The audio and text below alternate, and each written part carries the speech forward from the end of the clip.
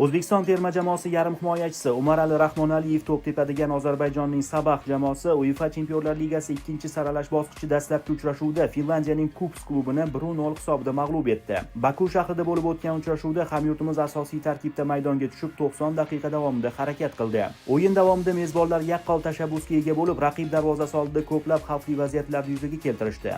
Bahsning 33-daqiqasida Umarali Rahmonaliyev raqib darvozasini ishg'ol qilib hisobni ochgan edi. Biroq hakamlar VAR tizimi orqali hujumda qoida buzilganini aniqlashdi va o'zbekistonlik futbolchining golini bekor qildi.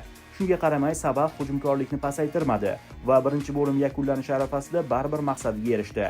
Yarim himoyachi Veljko Simic jamoasining uchrashuvdagi yagona va g'alaba golini kiritdi. Ikkinchi bo'limda ham Rahmonaliyev bir nechta xavfli zarbalar yo'lladi va jamoasining hujumkor o'yinini boshqarib bordi. Biroq darvozalarga boshqa gol urilmadi. Mazkur g'alaba evaziga ozarbayjonliklar keyingi bosqich yo'lida minimal ustunlikni qo'lga kiritishdi. Ushbu jamoalar o'rtasidagi hal qiluvchi javob uchrashuvi 28-iyul kuni Finlandiyada bo'lib o'tadi.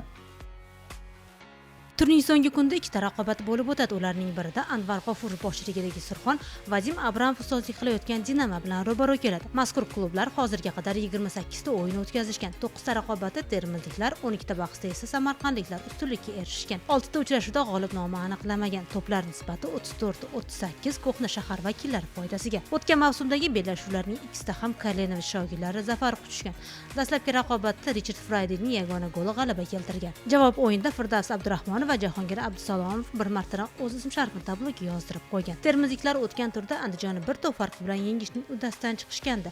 Mehmonlar esa xuddi shu 2-1 hisobida Qizilqum ustidan muvaffaqiyatga erishgandi. Hozirda Surxon 4 g'alaba, 3 durang va 5 mag'lubiyat qayd etgan holda 15 ochko bilan 13 pog'onani egallab turibdi. Dinamo esa 4 o'yinda zafar quchgan, 2 ta bahsda murosa ko'chasini tanlagan va 6 ta qarama-qarshilikda imkoniyatni boy bergan. Natijada 14 ochko jamg'argan holda 11-o'rindan joy olgan. Shu tariqa turnir jadvalida yonma-yon turgan jamoalar o'rtasidagi uchrashuvni Abdurashid Xudoyberganov boshqarib boradi.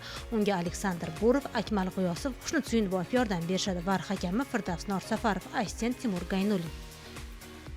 Turning yana bir bellashuvida Namanganning Navbahor jamoasi Navoiyning Qizilqumi bilan ro'baro keladi. Ushbu ikki klub shu vaqtga qadar 52 ta o'yin o'tkazishgan, shulardan 23 tasida lochilar g'oliblikka erishgan. 15 ta bellashuvda navoiyliklar zafar quchishgan. 14 ta raqobatda g'olib nomi aniqlamagan. To'plar nisbati 72-52 Vodiy vakillari foydasiga. O'tgan yildagi uchrashuvlarning birinchisida omad Qizilqumga kulib boqqan va unda Ilhomjon Vahobov, Dilshod Komilov hamda Elguja Labjanidzening gollariga Abbos G'ulom va Alisher Odilov bir martadan javob bera olishgan. Ikkinchi davrada esa namanganliklar muvaffaqiyatga erishgan. 27-sentyabrda bo'lib o'tgan raqobatda 69-daqiqada braziliyalik Pedroning yagona goli g'alaba uchun yetarli bo'lgan. 13-tur mezbonlari o'tgan bahsda OKMKga qarshi kechgan dramatik o'yinda yengilgan bo'lsa, mehmonlar ham mag'lubiyatga uchrashgan. E'tiborli tomoni Timur Kapadze jamoasi so'nggi bora 8-turda Lokomotiv ustidan zafar quchgan, ya'ni 4 turdan beri lochilar g'alaba nimaligini bilmay kelishmoqda. Vaholiklar esa 9-turda Qo'qon 1912 ni 2-1 hisobida yengishgan. Hozirda namanganliklar 6 g'alaba, 2 durang va 4 mag'lubiyat qayd etib 20 ochko bilan 4-pog'onani egallab turishibdi. Qizilqum 13 ochko to'plab 13-o'rindan joy olgan. Jamshid Saidov shogirdlari 4 o'yinda muvaffaqiyat qozongan. Bir uchrashuvda murosa ko'chasini tanlagan va 7 ta bahsda yengilgan. Olimpiya stadioni mezbonlik qiladigan o'yin bosh hakami etib Jasur Muxtorov tayinlangan. Unga qanotlarda Islom Azimov va Adhamjon Jaxsiboyev yordam berishadi. Zaxira hakami Sanjar Nazarov, VAR hakami Ahrol Rizqullayev, VAR assistent sifatida esa Dildora Rustamov faoliyat olib boradi.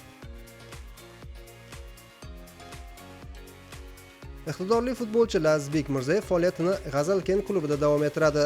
Xabaringiz bor, yarim himoyachi 2024-yilning oxirida Ispaniyaning Leganes klubiga ko'chib o'tgan edi. Ammo Mirzayev legioner sifatida muvaffaqiyatli o'ynab keta olmadi. Shundan so'ng futbolchi yana O'zbekistonga qaytdi. 2026-yil avvalida G'azalken klubi Lazizbek Mirzayevni Ispan klubidan sotib oldi. Shartnoma 2028-yil yakuniga qadar imzolandi.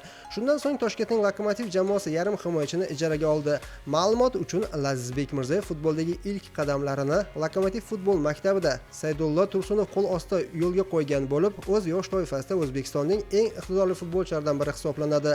Ammo Lazizbek Mirzayev Lokomotiv tarkibida ko'p ham o'yin amaliyotiga ega bo'lmadi. Ortda qolgan turlarda futbolchi temiryo'lchilar safida 4 ta o'yinda ishtirok etdi va har gal zaxiradan maydonga tushdi. Superliga birinchi turida Surxonga qarshi o'yinda raqib darvozasiga to'p kiritdi. Yozgi transfer oynasi ochilgach, G'azalken klubi Lazizbek Mirzayev Mirzaevni ijaradan ortga qaytarishga qaror qildi. Pro Ligada 10-turdan so'ng Zayniddin Tojiyev shogirdlari musobaqa jadvalida 6-o'rinda bormoqda. Jamoa 15 ochko to'plagan. 11-turda G'azalkent o'z maydonida Metallurgga qarshi bahs olib boradi. Endilikda iqtidorli futbolchi Lazizbek Mirzayev G'azalkent jamoasiga yordam berishi kerak bo'ladi.